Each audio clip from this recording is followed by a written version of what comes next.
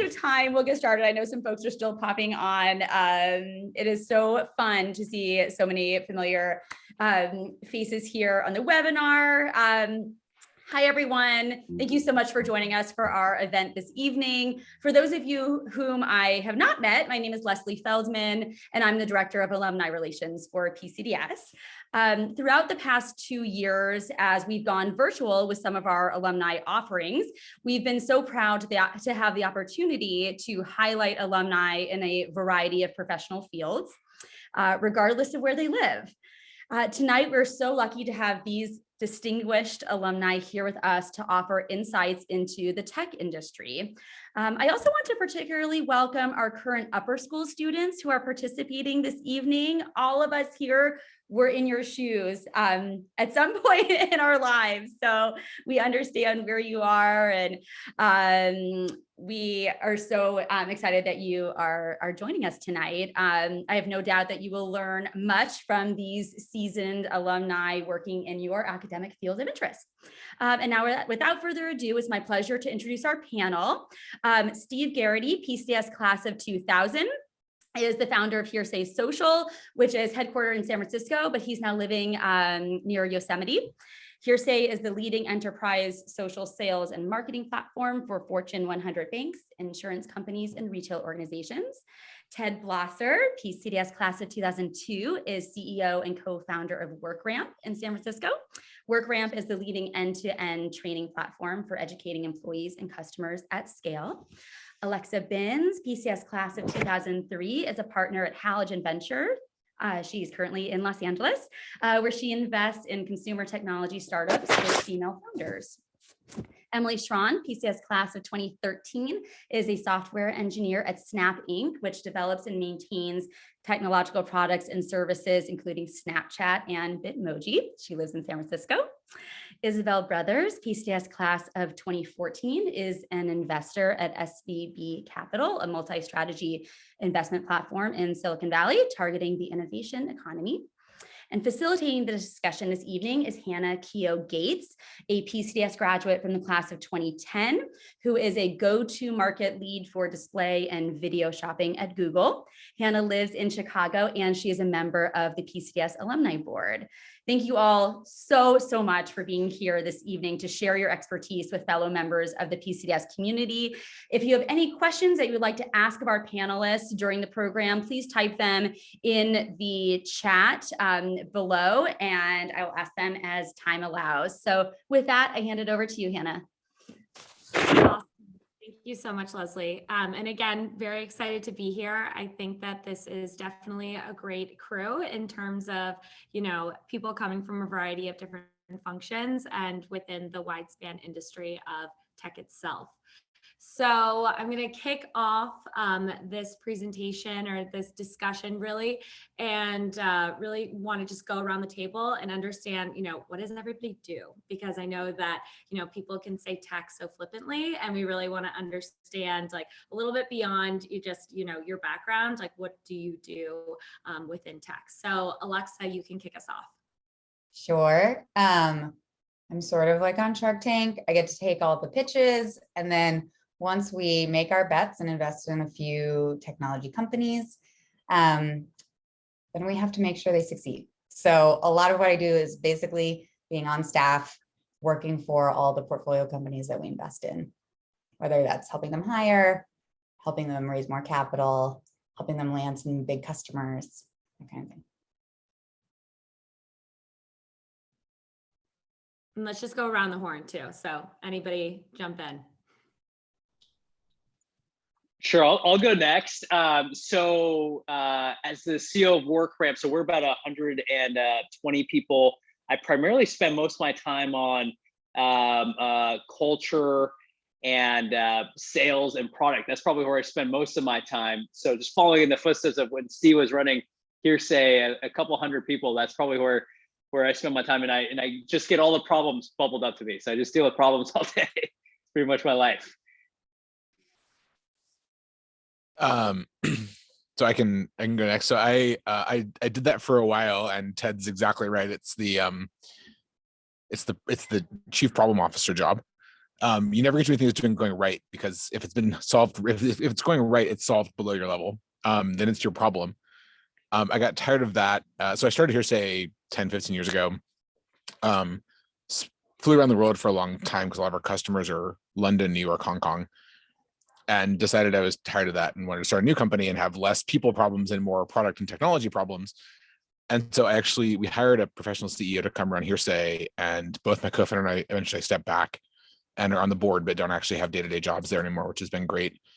And then started a new company. So now I'm back in the, we have 0 customers. We have 4 or 5 people on the team, and we're just trying to get our first version of the product built and the customers on board. I can jump in, Emily. You can bring up the rear with something more impressive. I'm an analyst on a fund of funds team, so effectively a pool of capital investing into other venture funds. We have a couple of different criteria that we look at. Our flagship fund is very concentrated, 25 of the top tier venture managers. And we also have a fund that's focused on underrepresented minorities and women leading venture funds. And we also have one on emerging managers. So GPs who are breaking out of some of the other venture funds in the ecosystem and starting something on their own, we'll diligence them and hopefully participate.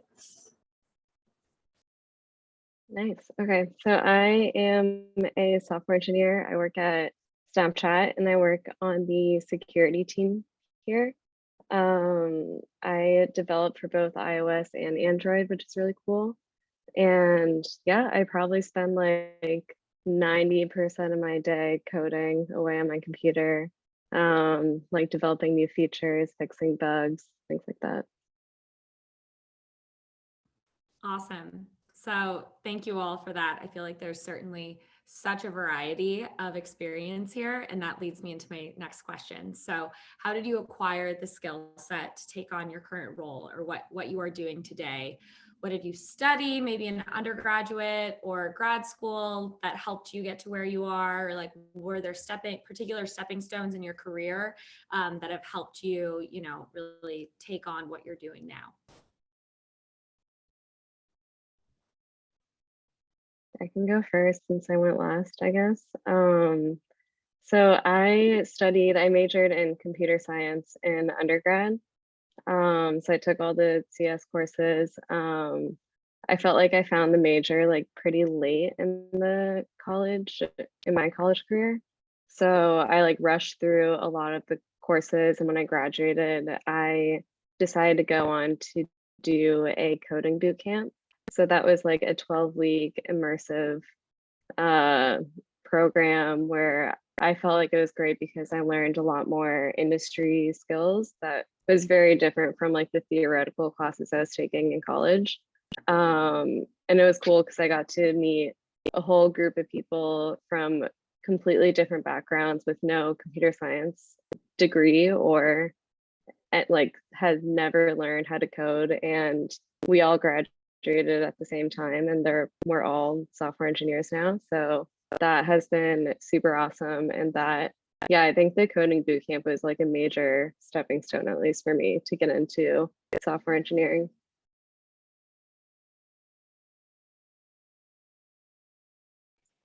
I can go next. So I study electrical engineering at Santa Clara.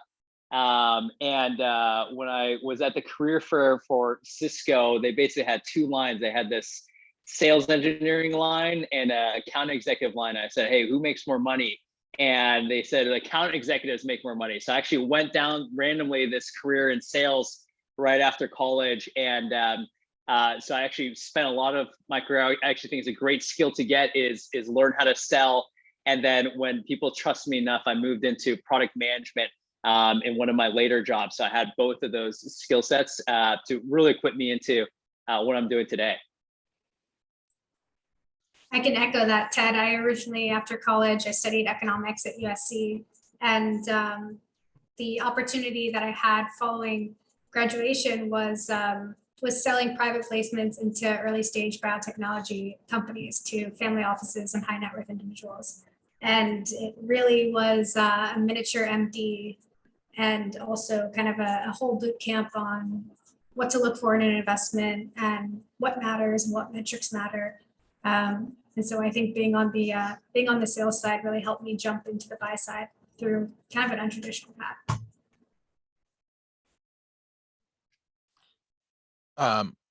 I can go. I went sort of down, I guess, a combination of those paths sort of accidentally. I studied computer science just down the road from TED in college, undergrad, and master's, and then went to work at Microsoft writing code, software engineer and product manager, and then started my first company kind of straight out of Microsoft. And the coding part and building the product turned out to be the very easy part. And the rude awakening turned out to be actually trying to sell it to anybody, which is, at least for me and my personality, much harder than building.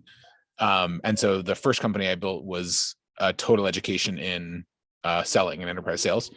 Ended up being a great one because we sold all over the world to banks and insurance companies, and learned a lot about it and read a bunch of great books and got told no a lot of times, which I think is probably the best way to learn sales. But it is far and away the hardest part, and sort of very on the job training. And maybe that's the meta point I was going to try to make here, is I think, at least for me, and I won't speak for anybody else, but certainly in the founder role, Ted can agree or disagree in particular, but it's almost all on the job training. There's not a lot of specific things that have to prepare you versus you pick up and do, because you're doing a little bit of everything, most of which isn't done in any other job or role.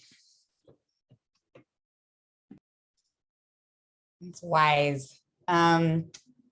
So I think the typical routes to work in venture capital, you are a banker, and so you've been working further up the food chain, or you're a Steve Garrity who has successfully sort of exited and built their own career building companies, and now you've got the free time and capital to help the next generation. I think the path to venture for me was a very circuitous one, but I got a job making paper plates for Target coming out of my business school, and I'd never made physical products, and so it was a crash course in, as Steve was saying, it's like you're just learning on the job. Turns out there's something called face feel. I'm like in the factory being told by the man selling me the product I'm supposed to put it on my face to understand the face feel. But what this did was it gave me access to how Target works. And I started angel investing in companies that I knew I was getting into Target. And then I started investing in tech around these consumer packaged goods and products. And so it was really a natural sort of extension of what I had experienced in the real world, and then applying it to sort of helping other people build their businesses too. But I think that operational experience is sort of the second thing. It's either you're a finance person or you've done something in your life that gives you an expertise that you can then evaluate companies in that space and give them a leg up. Alexa, I love that answer. A different path, but on a similar note, I started my career at PepsiCo, so garnered a lot of experience within CPG, and then was able to parlay that into what I currently do at Google. So my next question for this group is a bit of a geographic / opinion one. I'm pretty interested to hear what this group has to say, especially considering just how COVID has continued to change the landscape within tech. So this is specific to the Bay Area folks, either those that were like used to be in the Bay Area or currently in the Bay Area. Do you feel like living in the Bay Area, or like particularly Silicon Valley for that matter, has benefited you from either like a professional perspective or a networking perspective? And do you think that that has changed given the past 2 years?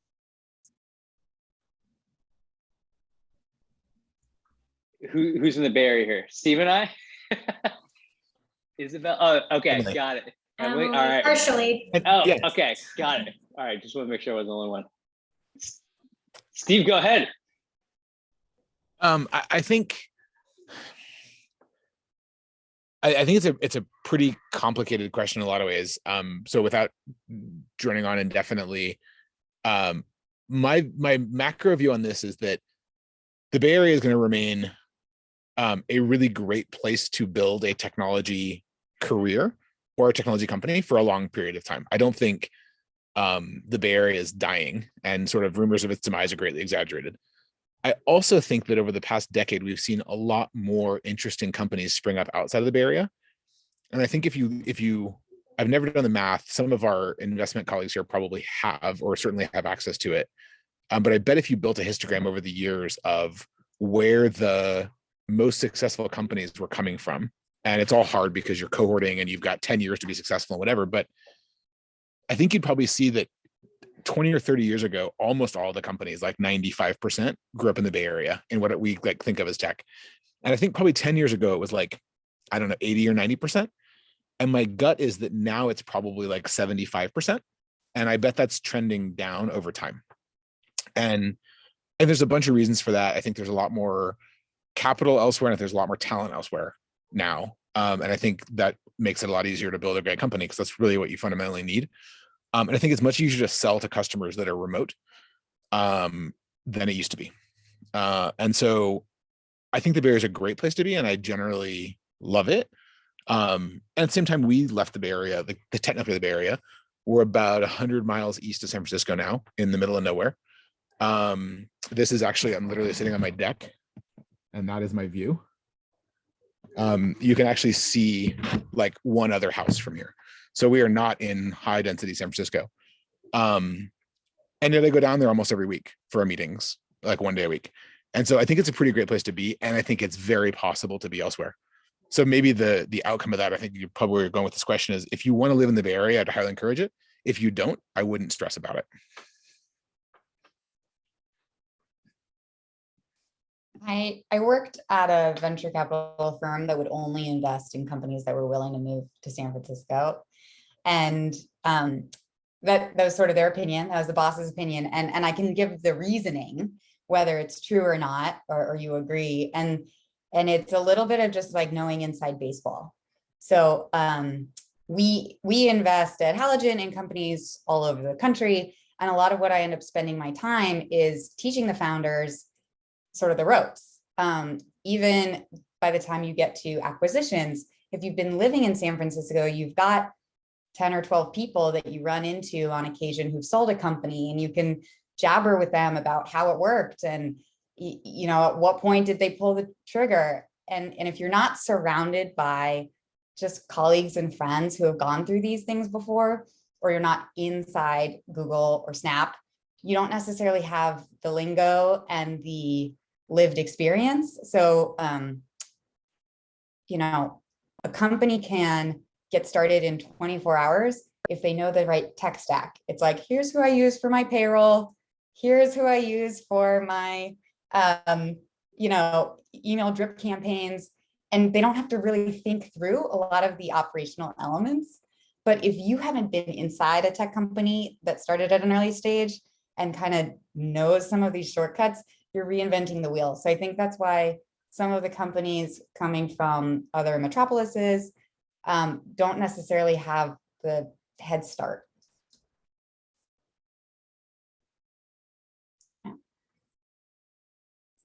I've been remote my entire time working at SVB, so I can say that I've worked a lot of different places outside of Silicon Valley and maintained connection. Although I do plan to move to SF at some point for longer than a month, mainly just to try it out, to see what it's like. And you know, you never know who you bump into and who's going to be in the office that day or what. So I think it's worth a try.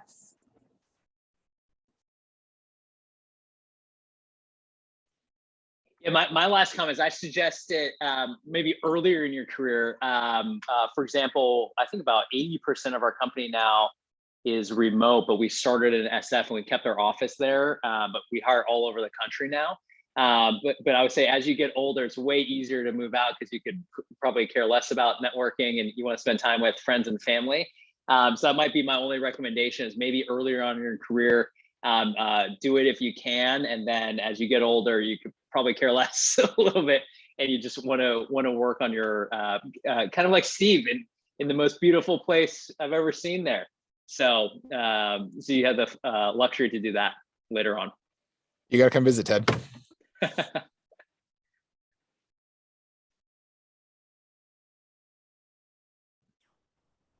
Awesome. Well, I can certainly jump to our next question. It's a bit more entrepreneurial. So for those that obviously we have some founders in the room, people that engage with founders very regularly, love to understand from your perspective, what is one of the most important elements, or the important element, or one of the most important elements of how to, you know, bring an idea or a concept for a company really to fruition, to like nail it and scale it and move it forward. So again, this is a question for people that have started their own companies or those that, you know, interact with people that are creating their own companies today.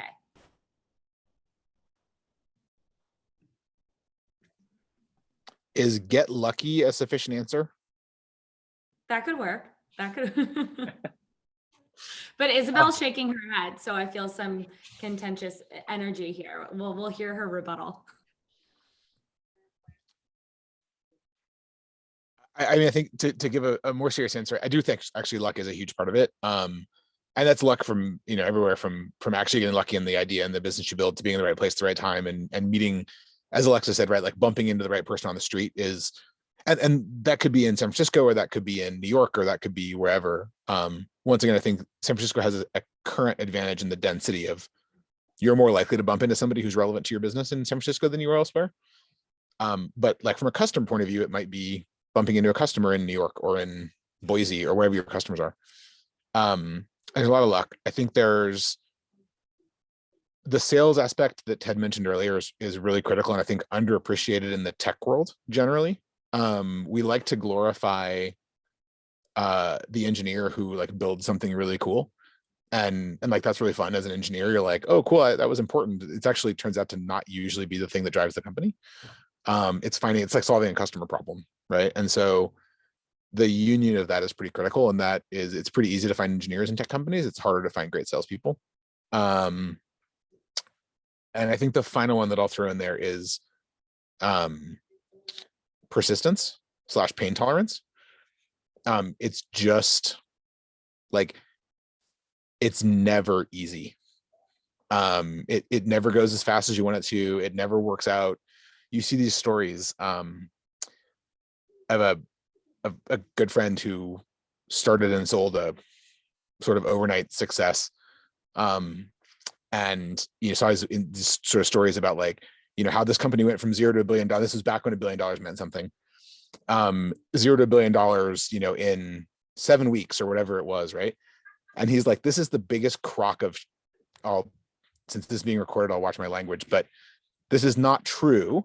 He's like, I've been working on this thing for 4, 5, 6 years. And like the first 5 years, nobody wanted to talk to me. And the 6th year, when I sold my company to, you know, Big Co for literally over $1 billion, everybody thought I was the coolest kid on the block. But like the first 5 years, everybody thought I was a total idiot.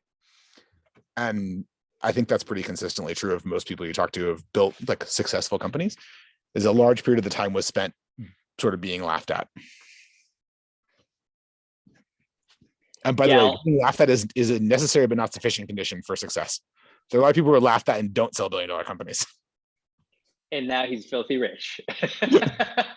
Yeah, I was going to say almost a similar analogy where I talk a lot about, if anyone's seen the chart that Paul Graham had called the startup trough of disillusionments, where you get into TechCrunch, you like maybe get into YC, and then you just drop off a cliff, and then you kind of climb your way back.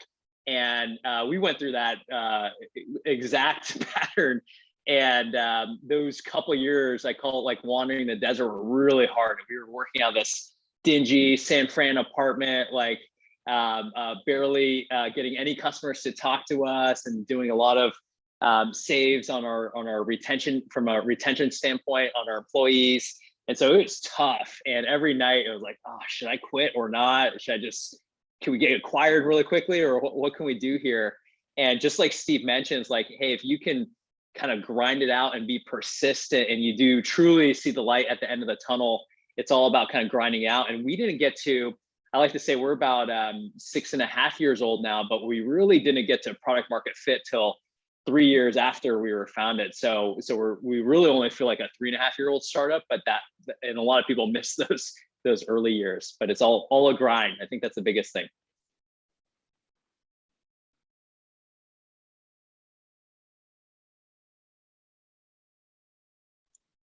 I think that might be it, Hannah. Okay. Yeah, perfect. Just wanted to see if there's any more thoughts there. I'm still looking for Alright. the special sauce to start my own companies, taking notes.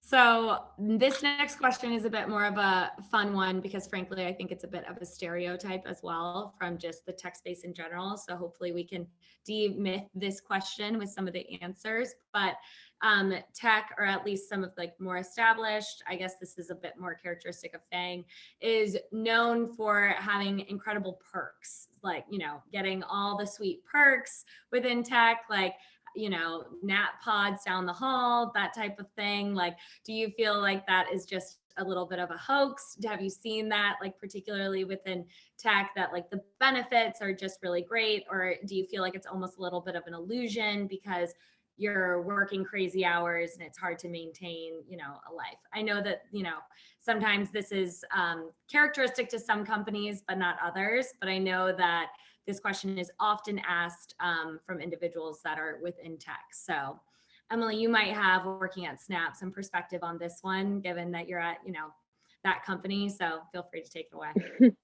Yeah, it definitely is a true stereotype, I would say, of like the big tech offices, at least. I mean, I also started at Snap during COVID, so I don't really go into the office, but when I do go in, like, yes, there's like snacks that you can grab at any time of the day, like whatever drinks you want, like all those perks. But I feel like, as everyone has seen now, like mostly working remote or working from home during the pandemic, like those aren't really the perks that matter, like when you're joining a company, or at least like those aren't the things that are like my priorities when I'm looking at if I'm going to fit into a culture or if I'm going to like the product I'm going to be working on.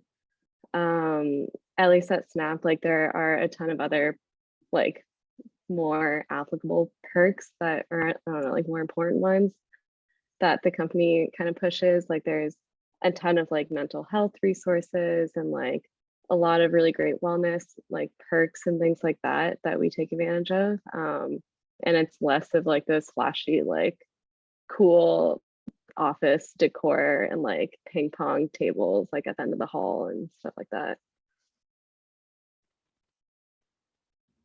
Awesome. Thank you for that. Any other perspective on tech perks, whether they like are meaningful, impactful to your life, or maybe at this point not even relevant given so much like remote work? I don't have a particular view on the remote work part, having not, well, I've been remote, but it's a different context in a company of like 2, 3, 4 people. I think one of the things I'll just kind of throw in about perks that I think is like just maybe interesting historical context to understand them a little bit. They largely grew out of, like, Microsoft was one of the first that actually started them back in the 80s. And there's a great book, if anybody's interested in the sort of history of it. There's a couple of them, but one of them is called Showstopper. And it's about the race to ship Windows NT, which probably nobody here besides me and maybe 1 or 2 other people will remember. But it was like one of the original sort of like super powerful Windows operating systems probably came out in the 80s. And the stories of, like, you know, the number of people who slept under their desks for like 6 nights a week to ship this thing, and the number of really high cost sort of, you know, relationship issues and a bunch of other things that happened in the race to ship this thing were pretty fascinating. And Microsoft took the approach that, like, look, we're trying to get this thing done. We're trying to change the world. We're going to do everything we can to make it easier on our team to do the work that they're meant to do and not waste time thinking about other stuff. And that evolved. And then you look at sort of the, you know, Google, I think, sort of took this to the next level and saying, hey, we're going to run our own transportation network because we have a bunch of employees who want to live in San Francisco but work in Mountain View. And so why make them waste a bunch of time in cars every day? We'll just pay for buses because we'd rather they were working during that commute than stressing. And, you know, having dry cleaning on site and having food is like a great way to have people work longer hours. Or flip side, the way to look at it is, you know, people who are working long hours need food. And so why wouldn't you provide it? And I think there historically was this ethos in tech and in the Valley of you're really like it's really a workaholic culture for better and for worse. And so the perks are really just designed to make the work easier on you. I think it's become a lot more of a like, oh, it's cool we get these perks. And so just as a piece of advice, because I know we have a bunch of people who will be applying for jobs in the near future. At least for me, historically at companies I've worked for, if you asked about the perks, that was an instant no hire. We just explicitly did not want people who are interested in the perks. We have great perks. Everything from like a couple of kegs of beer on tap to ping pong to like showers at the office, so you could do your workout at lunchtime and come back, and 100 other things. And if you ever asked about them in interviews, you didn't get hired because it was selecting for what we thought was the wrong ethos, as opposed to people who really wanted to do what we were doing at the company. And then we were just going to try to make it easy. That was part of the commitment. That's definitely not true across the board, but. No, Steve, thank you so much for that perspective. I actually help with a little bit of interviewing here at Google. And frankly, when I'm asked particular questions about the perks over, roles and responsibilities, like what am I focused on doing? Like, what are my motivating factors? Where's my career growth? It definitely does, it does not necessarily shed great light on that. It sends a message. And let me, just to be really clear, to qualify that, because Emily in particular mentioned some things that I think are sometimes classed as perks and sometimes actually maybe shouldn't be classed as perks, but things like mental health, benefits, whatever. Don't let that stop you from asking about like, I need to understand the benefits to like take care of my family, like health insurance. Like they're perks, but you shouldn't feel like you cannot ask about these things as you get into the conversation. If it's your focus about like, before you get the job offer, how cool is it to work here is the downside, not like, hey, I'm negotiating an offer and I want to understand if my family is covered with health insurance. That's a very reasonable question, just before I send the wrong message. Is the dry cleaning in the office or outside of the office? Right. That type. Exactly. Awesome. Well, next question that we have here are, do any of your companies have philanthropic components? Is corporate social responsibility part of your company's mission?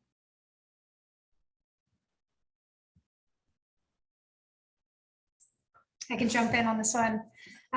So as I said, we are a fund of funds, and part of the diversity initiative at the bank is creating a more diverse venture ecosystem. There are diversity index that show that diverse teams actually perform better. And so we receive an allocation actually off the bank's balance sheet, which is not what we're investing out of the other strategies. So the bank's balance sheet goes directly to underrepresented minorities who are leading venture funds and are likely to invest in other diverse leadership. So I think it's really kind of opened up our team's eyes as we put performance aside and now are looking at other different qualifying factors for venture funds. So it's been a really good experience, and I think that more firms are actually doing this. So we're seeing it more frequently. A lot of emerging managers are hiring, and funds are quite frankly, or companies are quite frankly looking to diversify their balance sheets as well. So they actually like taking capital in a world where branded capital really matters.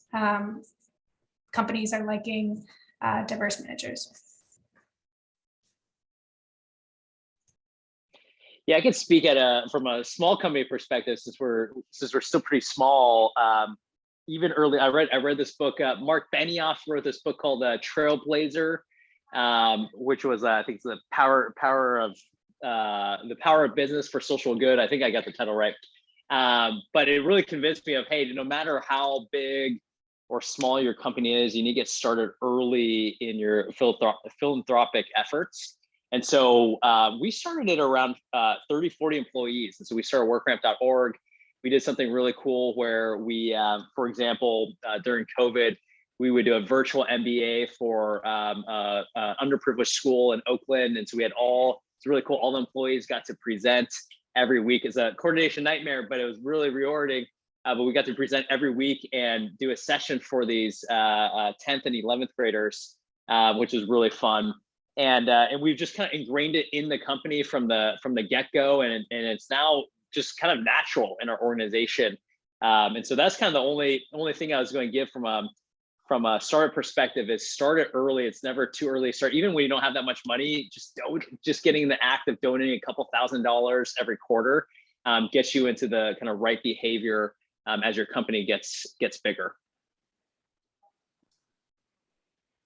That's awesome, Ted. I would like to attend that class. I don't know. You might get dumber. Attending mine. We do. Get her to we teach it. do something. Yeah, exactly. We do something very similar at Halogen. Thanks to Silicon Valley Bank, that's the sponsor of a program I run every summer for undergrads who are interested in getting venture capital experience. And this is I basically put together a course where they get to spend the summer sort of shadowing the Halogen team and learn all the basics of what does the job entail, and we have them do consulting projects for the portfolio companies. So at the end, they get to present their findings and research to our founders, which is really fun. And that is intended to make sure there are more Black, brown, and female people getting jobs in venture capital. So it's sort of a nice resume pattern to say, is this something I'd like to do later in my life?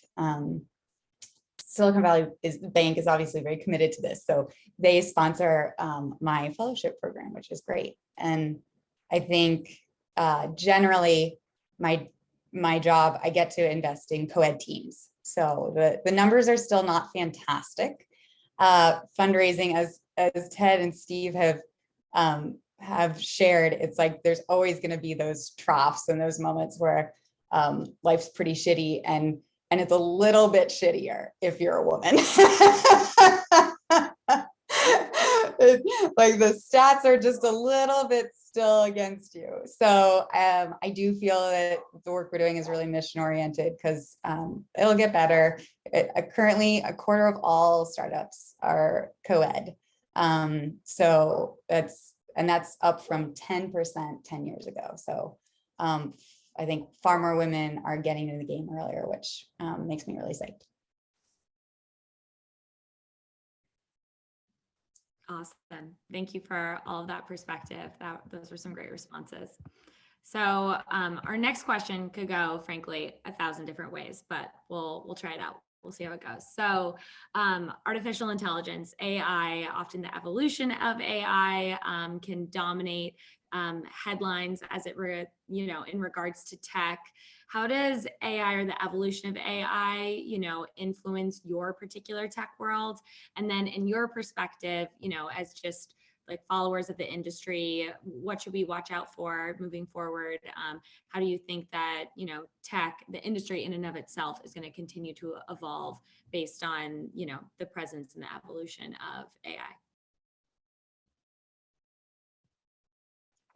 I'll give a funny story here about AI, and then maybe give some advice I just heard. Well, when we were applying, so we went through this program called Y Combinator. So it's like a startup it's accelerator for startups.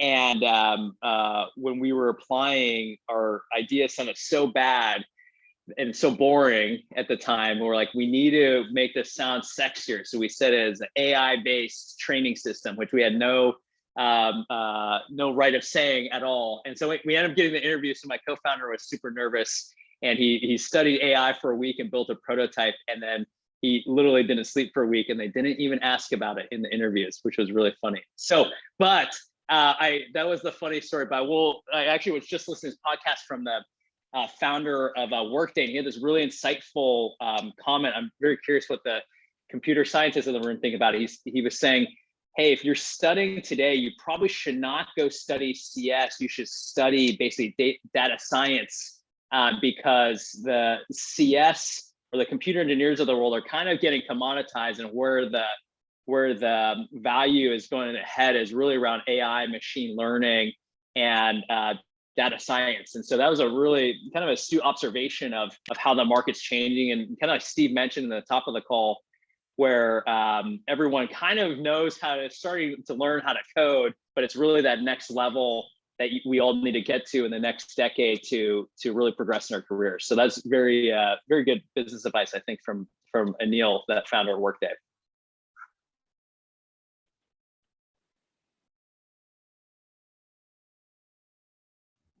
Emily, not to put you on the spot, but maybe I will. Do you have any thoughts in regards to this? Yeah, I actually have heard a few, like I've also read very similar arguments about computer science and like the rise of more machine learning engineers and data scientists. I have to admit, like this is just beginning to be on my mind as I'm like thinking about going back to grad school to like specialize in machine learning. So this is very helpful for me, but I feel like this is an obvious answer, but I definitely think that all like AI, machine learning, everything is kind of the future of a lot of tech. Like we see more and more of that, at least like within Snapchat even too. I work with other like data scientists and like other machine learning teams all the time. And it's just like a part of my job too.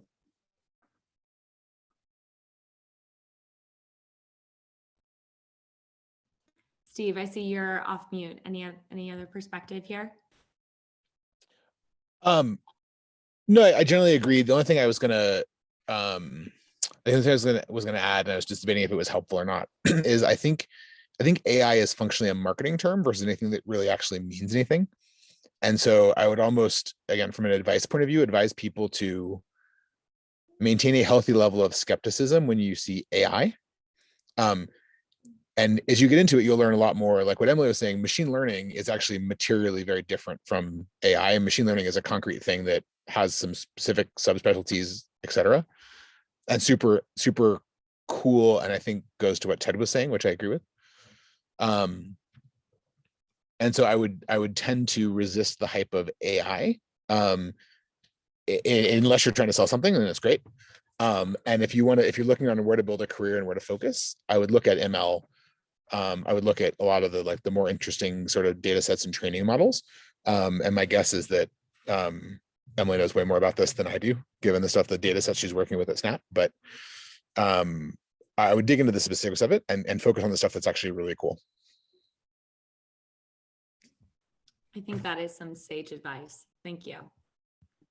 So as Leslie pointed out, we do have some upper school students, some college age alumni participating today. Would love to just ask the panelists, how do they, from the perspective of the students and young alumni that we have on the call, how do they best position themselves to pursue a career in tech?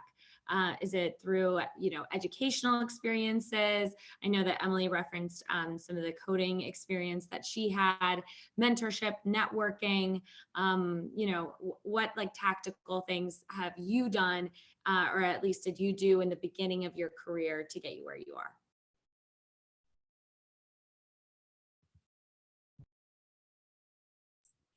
I can tip this off.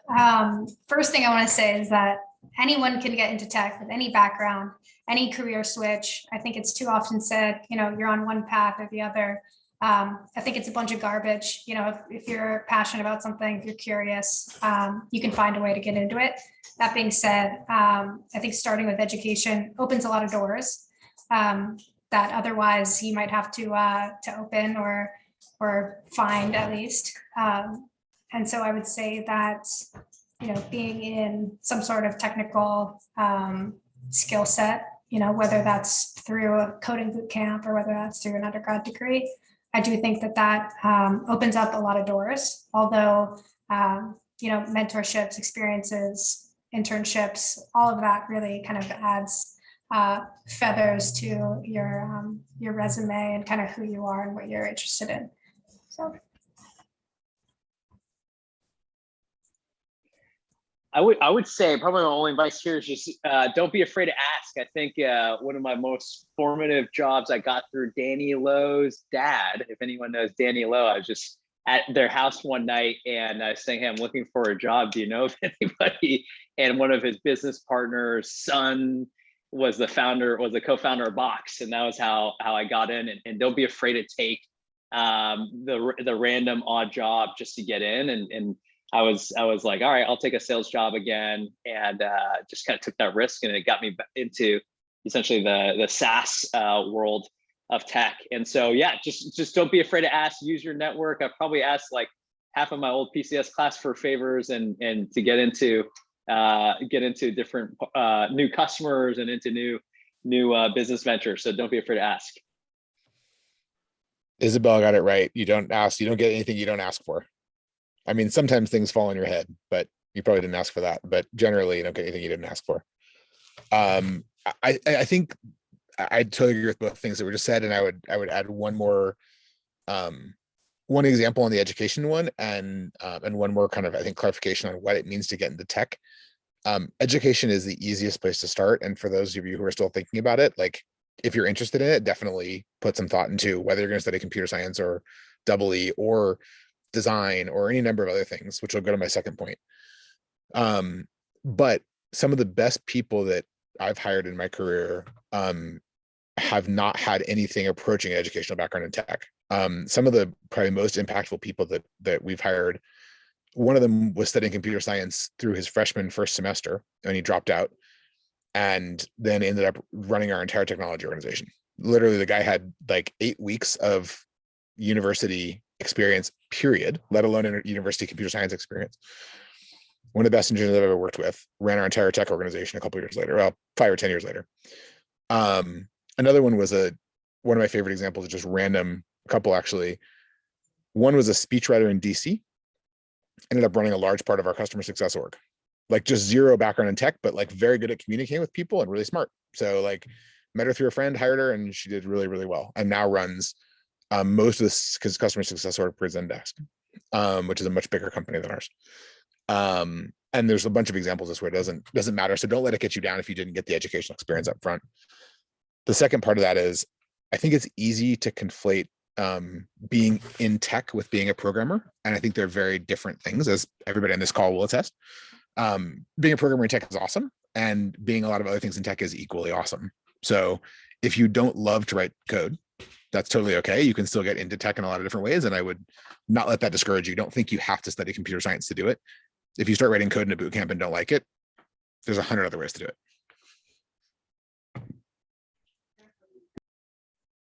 Yeah, I think every company now is a tech company.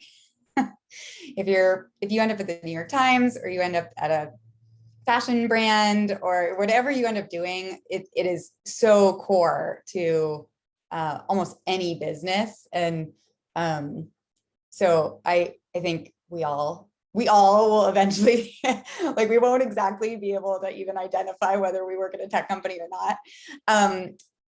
That said, I think if you jump in early on a team and you volunteer and you raise your hand, like, you'll end up doing a million different things at a business. So Ted, your example of like starting in sales and then moving over to product, that I love stories like that. I think it's like, once you're somebody who's trusted by the team and can solve problems, your jobs will expand over time. So whether that's in a big organization or a small organization, I think like that first job you take isn't necessarily the thing that you're going to do at that organization forever. You just do a good job at whatever you're assigned. Yeah.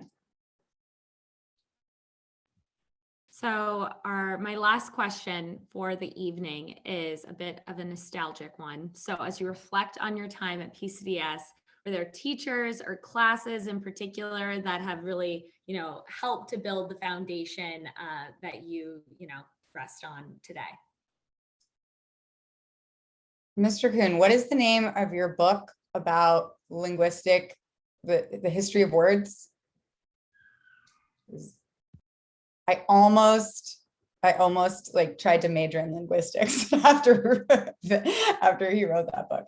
I found out it was less interesting than your book, and so that is why I changed my mind.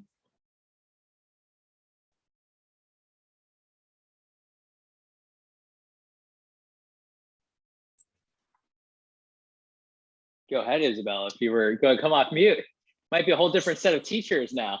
Yeah, well, I was gonna say that I actually can't pin it down to just one class. I think it's kind of an overall kind of perseverance that I probably learned. I highly recommend you all pick up a copy of Our Fair English Tongue.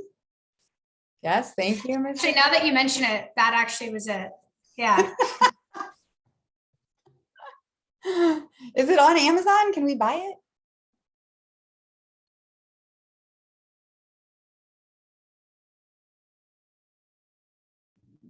Got it. So that is it for my planned questions. Leslie, I think I will kick it over to you now. I think we have a few questions coming through the chat that I'm sure we can help to answer in our remaining time. So someone who's a PCDS junior in our upper school asked, if you could meet your younger self from high school, what would you tell them? Worry less. You It can do doesn't anything. Sorry, good. I was gonna say, So- don't be afraid to ask for help. I would say enjoy yourself. I had a great, really quick story. I remember my senior year, I was trying to take AP Chem, and I was like failing because I was on the soccer team. I just couldn't handle soccer, and I was doing tennis. And my dad almost forced me to quit soccer and focus on AP Chem because he just thought that was a weird school. That's the right thing to do. And I'm so glad I did not do that, because that 3 months of high school was probably some of the best 3 months of my whole life. And I still look back on those memories. And so, and there's a lot of other things I regretted not doing during high school. So enjoy yourself. When you're older, you're gonna have plenty of time to do all that other stuff and study. And so still get good grades out there and get to college, but enjoy yourself while you're there. It's one of the few 4 years intervals of your life where you can really be yourself, and it's so formative. I still remember almost every month and almost every week of high school, whereas I don't do that anymore now. Time flies. To turn that back to Ted's earlier point about math, learn the Pareto Principle when it comes to getting your grades. Wait, you have to explain that more. What is Right. that principle? I was going to leave that as an Can exercise. I Google that? I'm gonna Google that. I was right going to now. leave that as an exercise to the reader. Pareto Principle is the 80-20 rule. It's that basically like 80% of the gains happen with 20% of the work. And so it's true and false in a lot of ways, but I agree with everything Ted said, and I think his point is very specifically like you have to reach some min bar on some of these things, grades, college, whatever, and it's very easy. I think especially in an environment like PCDS that values excellence so much, to keep going far beyond where it might be optimal if you're valuing excellence across your life instead of just academically. And specifically, I think PCDS values excellence across life, just since we're on a call hosted by the Alumni Association. I do believe that, but I think it's easy to quantify academics and it's hard to quantify a lot of the other stuff. So it's easy for a lot of us, I think, on this call, the people that I knew at least well, all of us probably over-optimized our grades more than we needed to, when we would have done just fine in our current life and had more fun. That's good advice. Another question we received asks, what do you think of the metaverse?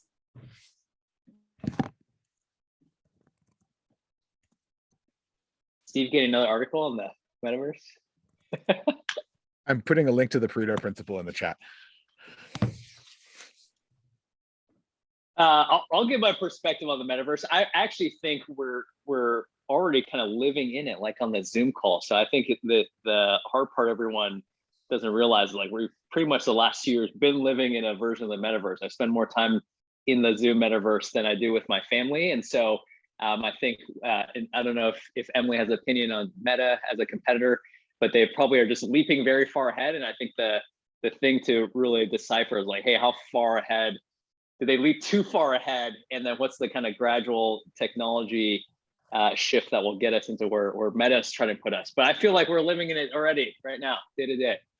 Like I haven't seen all of you in years. Now I get to see today.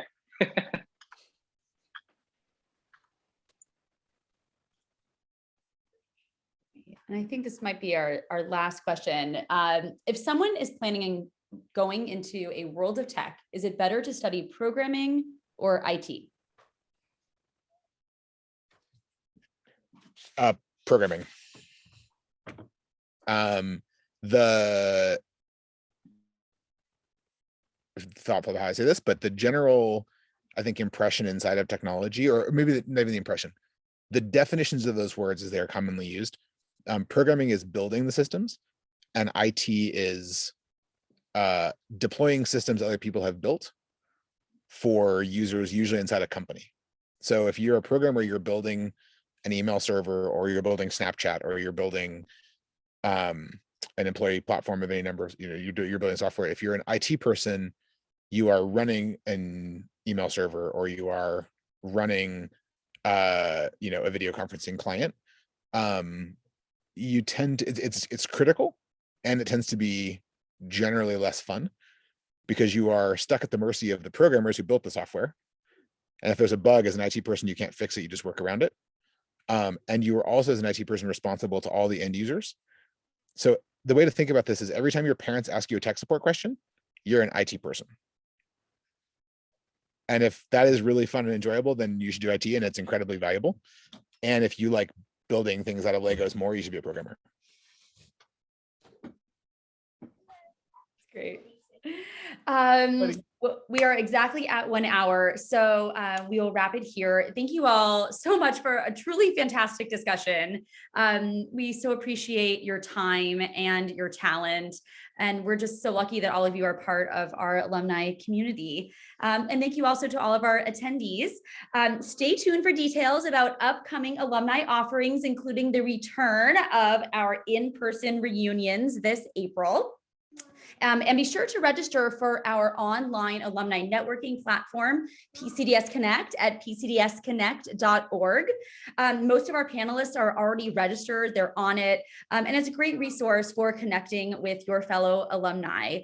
So again, thank you for attending the program, and have a nice evening. It was so great to see all of you. Thanks so much. Thank you, Leslie. Thanks so much. It's fun. Nice to see you all. Thanks for organizing and hosting. It was great to see everybody. Yeah, thanks for having us.